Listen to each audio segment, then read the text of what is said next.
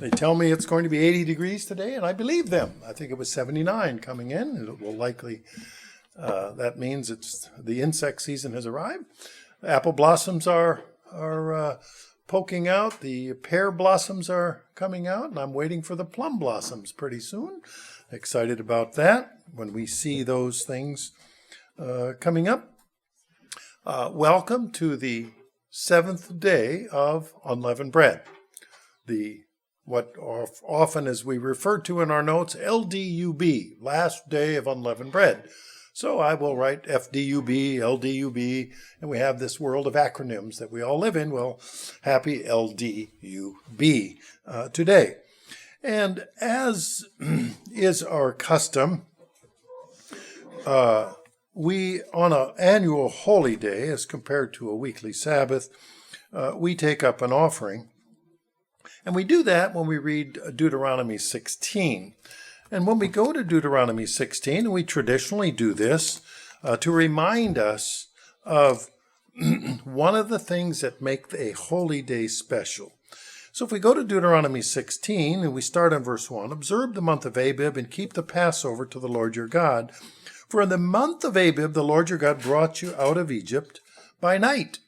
It was urgent. How many people get up and travel by night? Doesn't happen that often where you're going to go on a big trip. Don't really have much to pack. You do it like crazy, and you do it.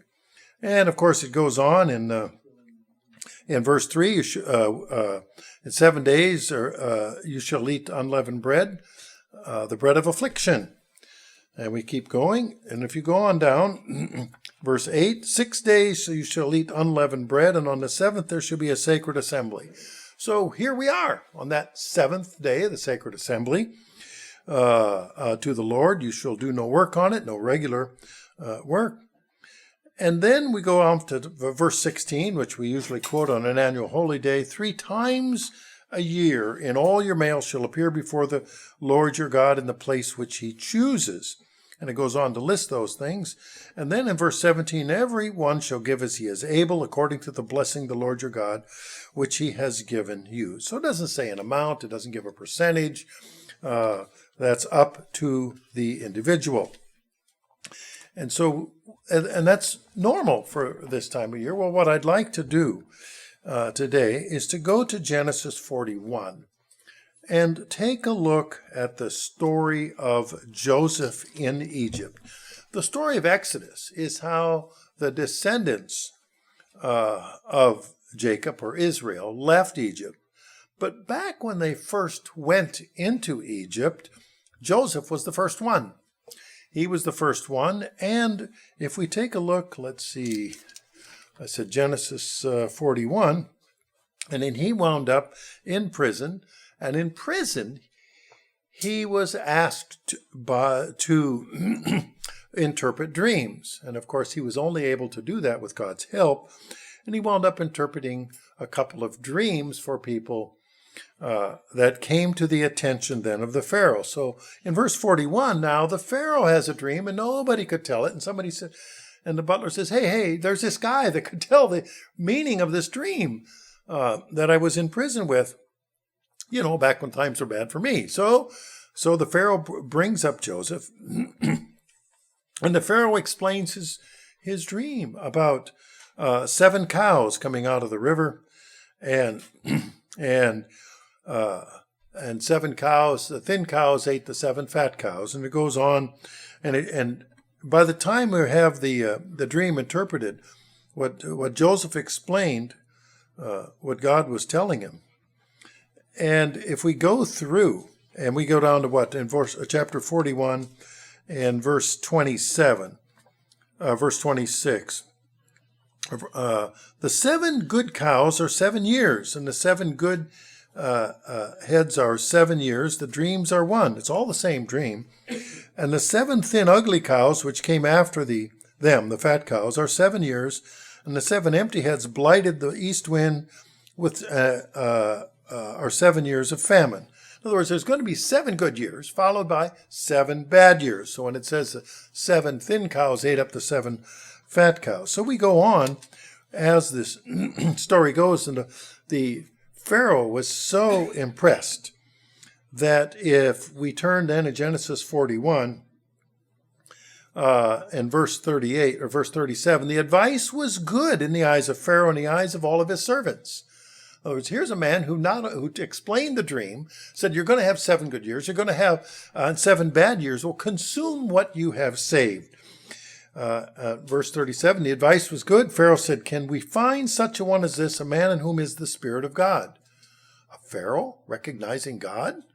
Well, that's an interesting thought, but indeed, that's what we find. He recognized this is not a normal human consideration and interpretation. So what does Pharaoh do? Verse 39, then Pharaoh said to Joseph, inasmuch as God has shown you all this, there is no one as discerning and wise as you. You shall be over my house, and all my people shall be ruled according to your word.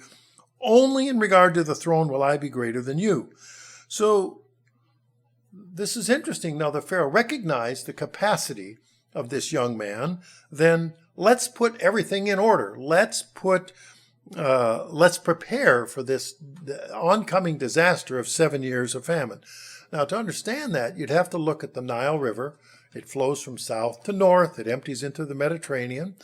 And if some of you have seen the big screen movie they've had at Branson a few years ago, where they had the airplanes and drones go up the Nile and watch, and the lower Egypt, meaning where most of the people lived, they didn't rely really on rain directly. It was the floods that came, and they irrigated everything from the river. Indeed, today you will see the pumping from the Nile River irrigates the area around. So you look on a map, there's this green strip through the desert where the Nile River flows. And you have this area of high productivity where they grow grain and cotton, lots of cotton. The British Empire used to get a lot of cotton from Egypt and from India. So it's a very productive area. And so what did Joseph do now that he was in charge of the preparation? And so Joseph gave the instructions. In verse 55, what did the Pharaoh say? Go to Joseph, whatever he says to you, do. That's a lot of authority when he's telling his own people. Well, what had Joseph done? During this time, they had saved up a good portion of the grain for 7 years, so that when that grain was saved up, when the 7 bad years came, there was grain enough to survive. And so it was, they had put in store, they had saved up for hard times in the future. Well, I tell this story today because when we read up in Matthew 6:19, there's a verse. And we're looking at that, we're saying, well, how do we make these two, the story of Joseph ascending to the height in Egypt, and how to, the importance and the value of storing up for a bad time in the future. And then we read Matthew 6 and verse 19. Do not lay up for yourselves treasures on earth where moth and rust destroy and where thieves break in and steal. In one hand, we have the Bible saying, make, the example of saving, storing, preparing for the future. And then where it says, don't lay up yourself treasures on earth. And the difference here is, where's your heart? Where's your treasure? And that's really what we're looking at. We looked back in Deuteronomy 41. We saw that Joseph told the people that they must turn or put into storage a goodly portion of the production of each year. And so now we read this. Well, what about this? Because he's got a point that what's being treasured? Where is your heart? What is your heart treasure? And so that brings us now to the future. Well, then we ask, where's our treasure? Where is our heart? Are we expecting, now most of us have food stored. I do. We all have something, right? Now, most of the world, they eat hand to mouth. If you're in certain parts of the world, if you don't do your gardening ahead of time, you won't be eating that winter. If you don't put in your pantry what you're preparing, that's not what God is talking about here in Matthew 6:19. He's talking about what's the most important thing for you, because a famine can occur, a physical famine can occur, in which case you should be prepared for a physical famine. But don't put your heart so much on things that a spiritual famine occurs, because then you're unprepared. And so what I'd like us to look at then is this as the comparison, and let me flip to as to what we store up. Turn to Job 36, verse 13. Some people, they store up other things. In Job 36:13, but the hypocrites in their heart store up wrath. Ooh, that's not a good thing to store up. I mean, wheat and barley and rye and root crops, a lot of things you can store, but storing up anger? How does that help you? Is that where your treasure is? Had an opportunity this week out looking at our new building site, and before I left, I warned the surveyor. I said, now be careful. On that side of the street, don't be walking on the other side of the street, because that guy will get very upset. And he goes, I've already met him. And it turns out the surveyor was using his little GPS unit, and the guy came out, as he does to anybody who gets anywhere near his property, and gives him the what for it. He says, he has some kind of anger issues. I don't know what he's mad about.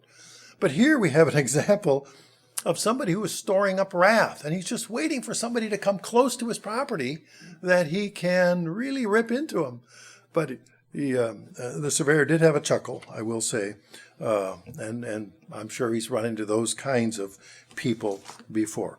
So if the ushers would be so kind as to pass out the baskets, so that we understand that what we are putting in store is really in our heart, but the church also has an opportunity. They must make good measure or good plans for what they are responsible for, just as Joseph was responsible for putting together in Egypt what was necessary for the country there. So the church has a program by which it puts a certain side in store, so that in the event that there is an upset, whether it's in the economy or some sector of it or in distribution, that the church will be able to carry on its normal business without that level of interruption.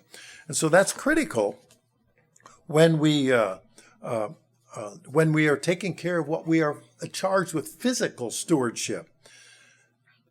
But really, is our hearts is where the stewardship goes.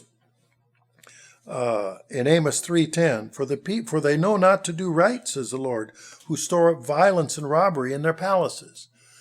We don't need to be near those places where they have that kind of heart, that kind of an attitude.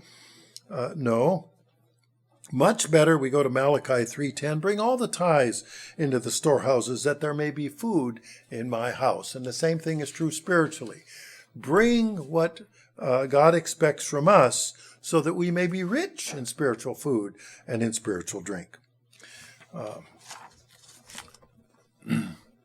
And one final verse in Luke 12 and verse 18. And he said, I will do this. I will pull down my barns and build greater, and there I will store all my crops and goods. We have to remember, our heart isn't always on the physical things. They're important, and we should be doing those things.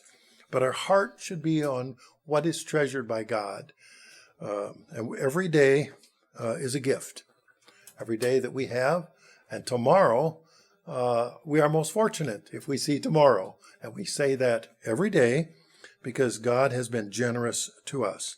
So as we give our offerings this year, let's be thankful that God has been generous to us and has allowed us to store the physical blessings, and has brought to our attention the importance of storing the spiritual blessings.